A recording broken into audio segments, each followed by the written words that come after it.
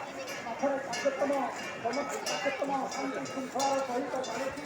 ସମସ୍ତ ଭକ୍ତମାନେ ଅପେକ୍ଷାରେ ରହିଛନ୍ତି ପ୍ରଭୁ କେତେବେଳେ ରଥରେ ବିଜେ କରିବେ, ଭକ୍ତମାନେ ଦର୍ଶନ କରିବେ।